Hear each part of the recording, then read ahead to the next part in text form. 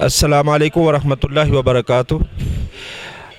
مرکزی جمعیت اہل حدیث فیصل آباد کے لیے کارکنان کے لیے آج یہ انتہائی مسرت کی بات ہے کہ ہمارے درمیان قائد ملت حضرت علامہ مولانا عبدالرشید حجازی صاحب امیر ناظم اعلیٰ مرکزی جمعیت اہل حدیث پاکستان تشریف لائے ہوئے ہیں۔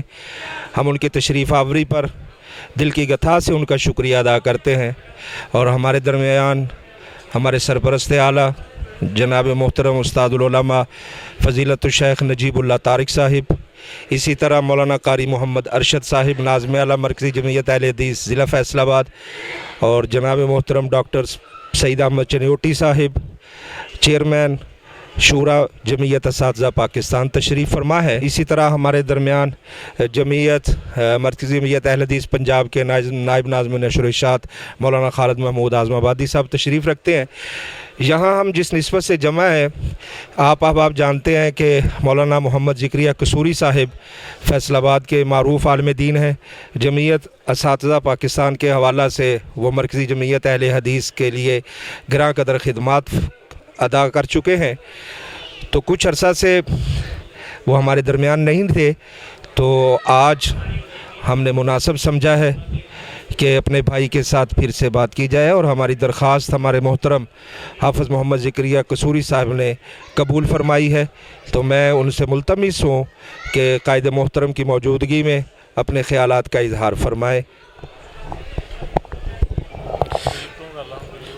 السلام علیکم ورحمۃ اللہ وبرکاتہ۔ میں حافظ محمد ذکریہ قصوری قائدین مرکزی جمعیت اہل حدیث کی قیادت پر مکمل اعتماد کا اظہار کرتا ہوں، اور انشاءاللہ تعالی اپنی تمام صلاحیتیں بروئے کار لاتے ہوئے مرکزی جمعیت اہل حدیث کے نصب العین کے مطابق چلتا رہوں گا ان کے ساتھ۔ اللہ ہمارا حامی و ناصر ہو۔ والسلام علیکم۔ بسم اللہ الرحمن الرحیم۔ ہمارے عزیز بھائی مولانا حافظ ذکریہ صاحب انہوں نے اعلان فرمایا مرکزی جمعیت اہل حدیث میں باضابطہ باقاعدہ شمولیت کا، اور مرکزی جمعیت اہل حدیث کی قیادت پہ اعتماد کا اظہار کیا ہے۔ ہم انہیں جماعت میں آنے پر، تشریف لانے پر ویلکم کرتے ہیں، خوش آمدید کہتے ہیں، اور وہ جماعت کے ساتھ پوری دل لگی کے ساتھ چلیں، وابستگی کے ساتھ چلیں۔ انشاءاللہ جماعت بھی انہیں عزت دینے کو تیار رہے گی۔ جزاکم اللہ خیراً۔